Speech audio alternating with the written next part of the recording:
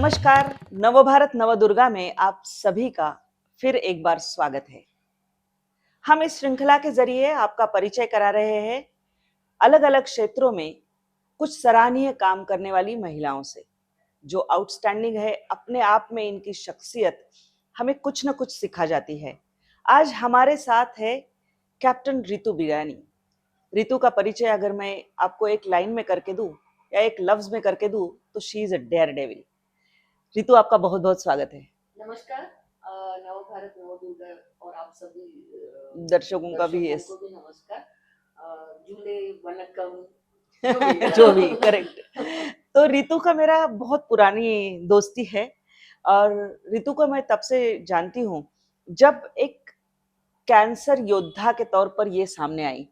उससे पहले इसने अपने जिंदगी में जो कारनामे कई किए हैं वो शायद ही 80s में कोई महिलाएं करती होगी। एक तो रितु ने आर्मी कोर ज्वाइन किया, मेडिकल कोर, वहां पे वो डेंटिस्ट थी। उसके बाद में वो पैराट्रूपर रही है। सियाचिन सिक्किम में पहली पोस्टिंग थी शायद आपकी, तो सिक्किम में पहली पोस्टिंग थी। कई बार घर वालों को बाद में पता चल जाता था कि अपनी बेटी ने ऐसा कुछ अलग ज्वाइन कर लिया है। रितु, वो दौर क्या था? वैसे मेरा जन्म तो 1959 में हुआ था और मैं आपके जैसे आप कई लोगों की तरह मैं एक सामान्य मिडिल क्लास फैमिली में थी। मेरे पिताजी माहेश्वरी मारवाड़ी थे, पर उन दिनों वो एजुकेशन फील्ड में आए थे, इंजीनियर थे, तो प्रोफेसर इंजीनियरिंग कॉलेज में थे। माँ गुजराती समाज में से थी, होम मेकर थी और मैं 60s और 70s का दौर कर रही हूँ। फिर जब मैं आगे चल के थोड़ा सा बचपन में पढ़ाई में अच्छी थी, ये बात अच्छी थी मेरी, इसलिए मेरा खेल कूद में काफी इंटरेस्ट भी था। और पेड़ पुड़ पे चढ़ना तो उस टाइम तो ऐसी ऐसी ही बात थी, तो टॉमबॉय भी बोलते थे। तो आगे चल के जब मैं डेंटल सर्जन बनी, फिर मैंने फौज ज्वाइन किया और तब तक मैंने फौज यानी सिर्फ 15 अगस्त और 26 जनवरी जो रेडियो पे आता था, हाँ, ओके, तो मैं अपने घर में मार्च पास करती थी। मेरे घर में दूर दूर तक कोई इसका कुछ नहीं है, फ्रीडम फाइटर्स थे पर फौज का कोई ये नहीं था।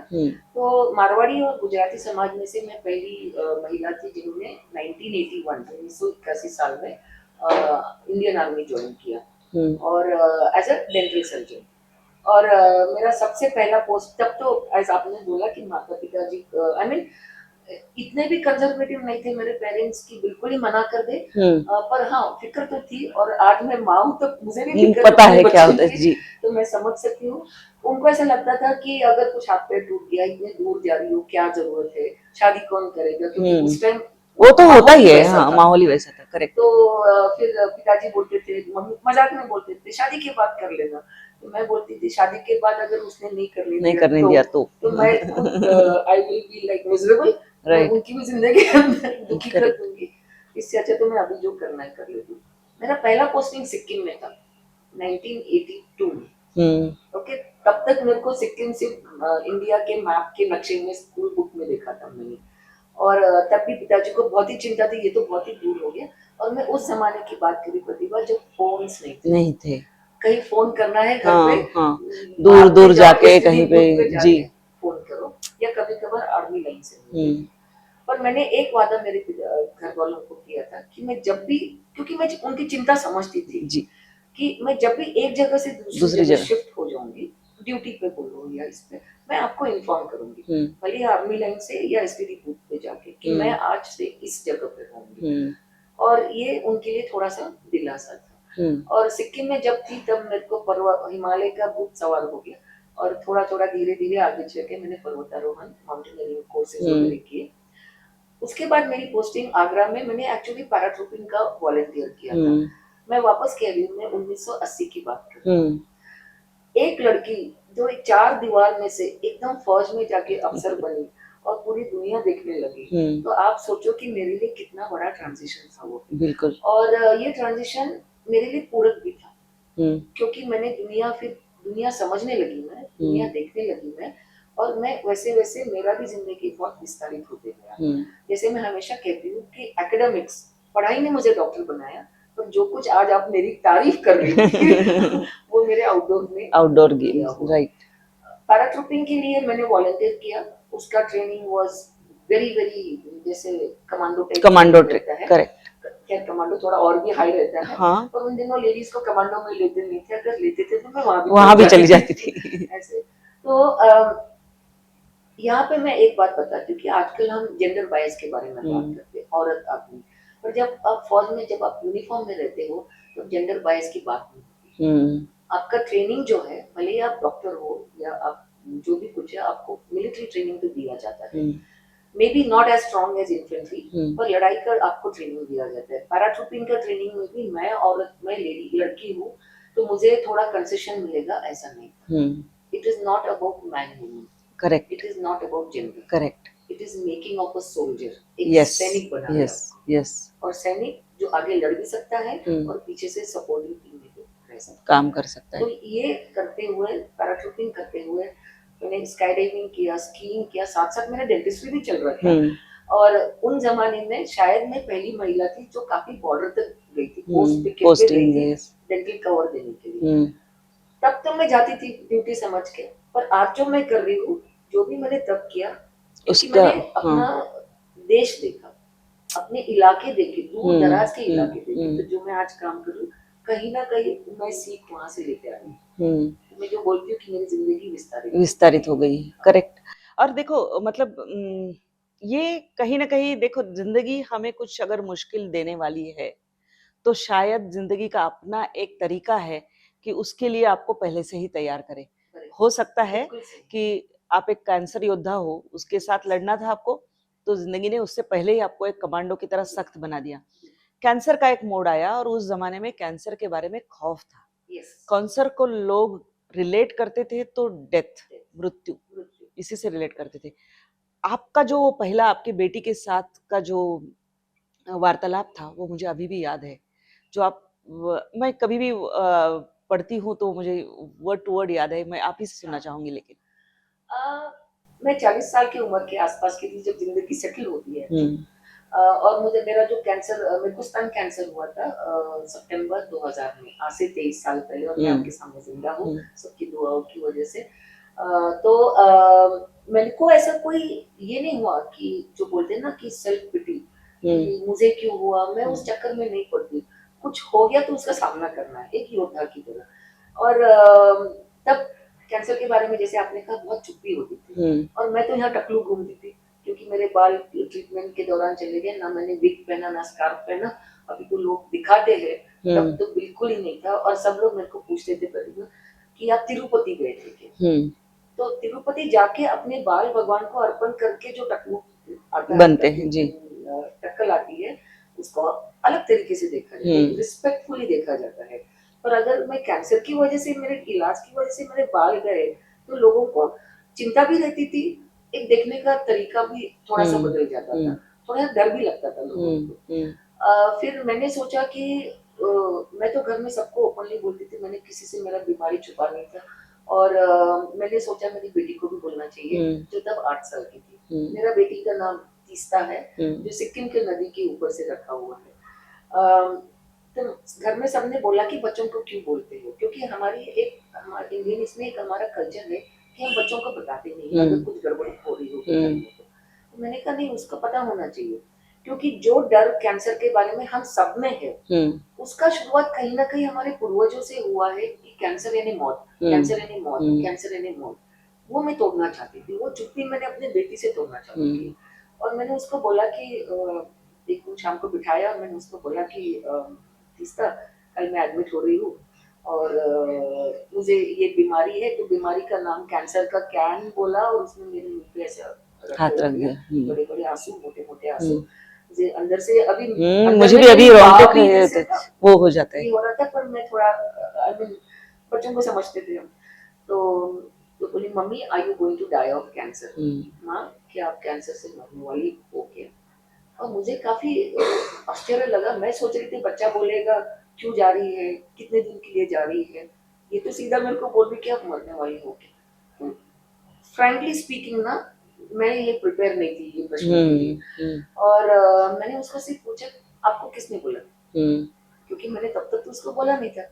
उसने बोला हमने सुन लिया, क्योंकि आप डिस्कस कर रहे होंगे फोन पे वगैरह, और मैंने अपने टीचर को पूछा। और टीचर ने उसको बोला कि अगर कैंसर हुआ है तो माँ मरेगी। तो मैंने कहा उसको कि मैं कैंसर कभी ना कभी तो मरने वाली हूँ, हम सब कभी ना कभी मरने वाली हैं, पर मैं कैंसर से नहीं मरूंगी। पता नहीं मैंने क्यों बोला, पर मैंने इतना बोला कि कैंसर से नहीं मरूंगी। यूनिवर्स ब्लेस करता है। उसकी एक शर्त थी कि जो भी होगा आप मेरे से छुपाओगे, और मैंने उससे वो वादा किया। ये वादा करने से, और घर में भी हमने ऐसा माहौल बना के रखा था कि हम आपस में बातचीत करते थे। अगर किसी को कोई टेंशन, मम्मी को, पापा को पूछते थे, उसकी वजह से एक अच्छी बात में 2000 की बात थी। हमारे घर में वो कैंसर जैसा माहौल, दुख था, दर्द था, सबको था, पर एक माहौल वैसा नहीं था जो एक टिपिकल एक ग्लूमी काइंड नहीं, वैसे नहीं था। हम लोग जोक्स भी बहुत मारते थे। मैं सारे जोक्स तो नहीं बोल सकती कि मेरे बाल नहीं उड़े कीमो के बाद भी, और सुना था कि बाल उड़ते हैं। तो अभी मैं डॉक्टर नहीं थी, अभी मैं पेशेंट थी। तो मेरा सारा दिमाग पेशेंट की तरह काम करता। तो मैंने डॉक्टर को जाके पूछा, जबकि मुझे पता था कि वो गलत सवाल है। अच्छा डॉक्टर, मैं पता था कि मैं मूर्खपना से सिली क्वेश्चन पूछ रही थी। मैंने उनको बोला कि ये दवाई मेरे बालों के बाल नहीं झड़ा रहे, तो कैंसर की कोशिकाओं को नहीं मार रहे क्या? तो ऐसे भी मैंने सवाल किए थे। और वो 3-4 साल सर्जरी और कीमो में चला गया, और सामना तो किया, और सामना करते करते मैं अपने मन ही मन में मेरी रिएक्शन कैंसर की तरफ, लोगों की रिएक्शन मेरी तरफ, मैं उसका अभ्यास कर रही थी मन ही मन में कि कैसा है दोनों तरफ से रिएक्शन, तीनों तरफ से, चारों तरफ से। और एक चीज हुआ कि जहाँ मेरा पेशेंट डेंटल चेयर से उठ के भाग गया, जो बहुत आसान नहीं है कि डेंटल चेयर से उठे, क्योंकि जब मैंने उसको बोला, क्योंकि मैं टकलू बैठी थी, उसको मैंने बोला, उसने मेरे को पूछा तिरुपति गए थे क्या? तो मैंने कहा नहीं, इलाज चल रहा है और मैं विग वगैरह नहीं पहनती हूँ, मैं घूम गई हूँ। और कभी तो जिंदगी में मौका मिलता है ना प्रतिभा, हम ऐसे घूमते तो हम तो कोई तो हीरो हीरोइन तो थे नहीं। फिर उसको क्या लगा कि मैं उसका इलाज करूंगी तो मेरी बीमारी उसको लगेगी कि वो छुआछुई की बीमारी है, या गलत धारणाएं लोगों में काफी है। वो बहुत गलत धारणा। और तब मुझे लगा कि नहीं, शायद ये छोटी छोटी किस्से जो मेरे ट्रीटमेंट के दौरान जो हुए, वो शायद आगे चल के जो मैं कर रही हूँ वो काम आया। मैं यहाँ यहीं पे बता दूं कि कैंसर कितना भी बुरा क्यों ना हो, उसकी एक बात अच्छी है, मैं बोलती हूँ कि एक बात अच्छी है कि वो छुआछुई की बीमारी नहीं, वो ऐसे एक दूसरे को नहीं होती। आप आराम से वो बंदे के साथ, पेशेंट के साथ नॉर्मल जिंदगी जी सकते हैं। उसके बाद में जो शुरू हुआ, मतलब आपका ट्रीटमेंट हुआ, आप उसमें से सेटल हो गई, और उसके बाद जो काम हुआ वो बिल्कुल काबिले तारीफ है। एक तो प्रोजेक्ट हाईवेज पहले, और बाद में हाईवेज इन्फानाइट। आपका जो ये है 2 लाख किलोमीटर से ज्यादा सोलो ड्राइविंग कर चुकी है, पूरा भारत घूमी है, जहां पर हाईएस्ट मोटरेबल रोड हमारा है वहां तक पहुंच चुकी है, और जगह जगह पर कैंसर के बारे में लोगों को जानकारी देने वाले, उनका डर निकालने वाले ऐसे कैंप्स किए हैं। तो ये सफर में मैं आपको बता दूं कि अपनी बेटी को लेकर भी गई है।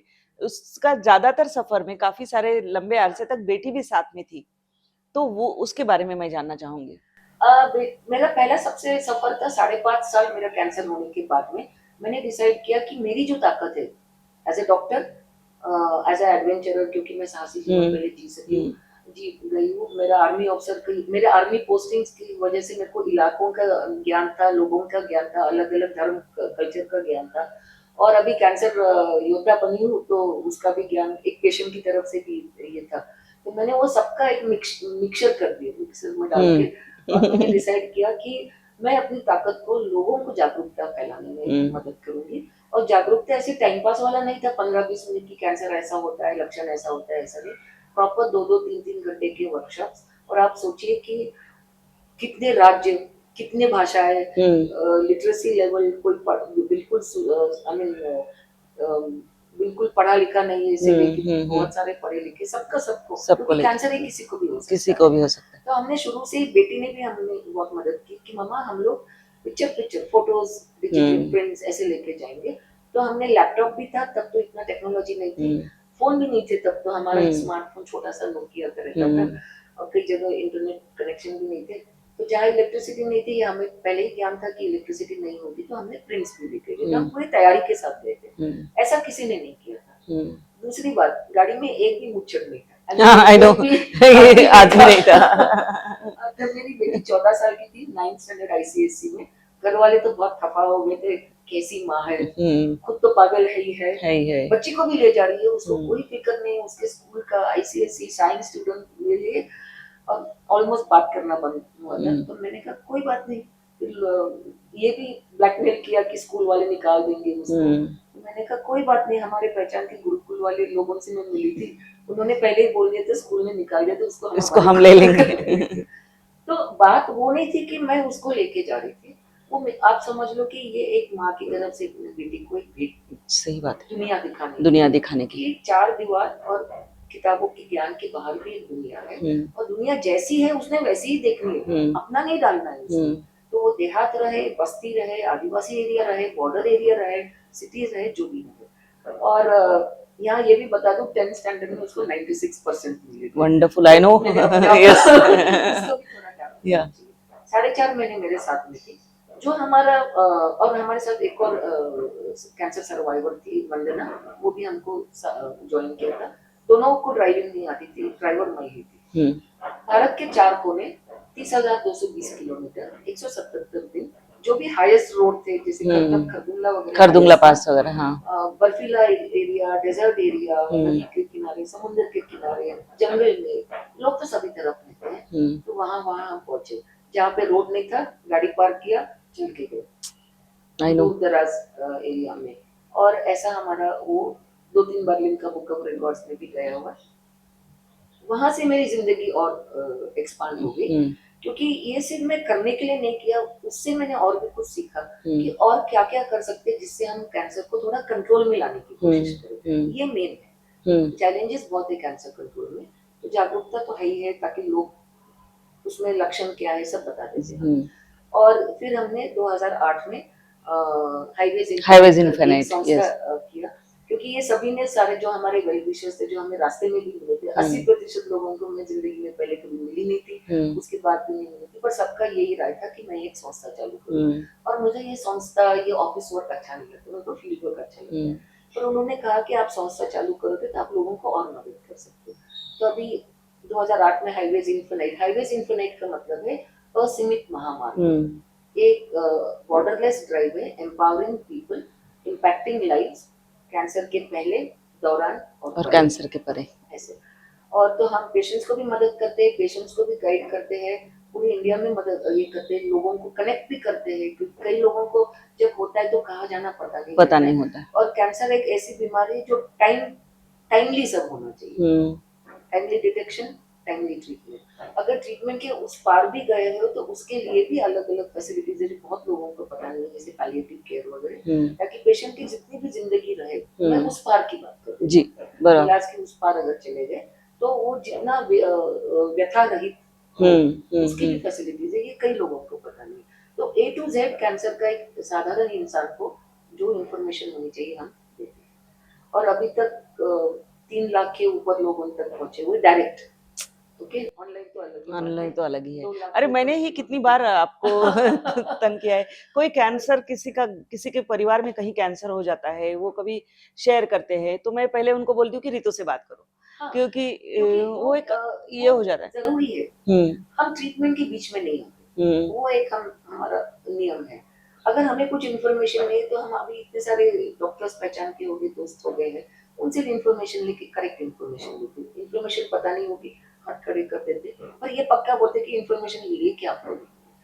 और अगर आगे चल के अगर कोई मुझसे बात करना चाहते हो तो मैं I can share my number. Right 988-123-2744। हम अपने स्क्रीन पे भी डाल देंगे, ताकि असली जिनको जरूरत है, ऐसे सभी लोगों को ये मदद पहुंचे, जानकारी पहुंचे, ताकि वो सही निर्णय लें अपने लाइफ का।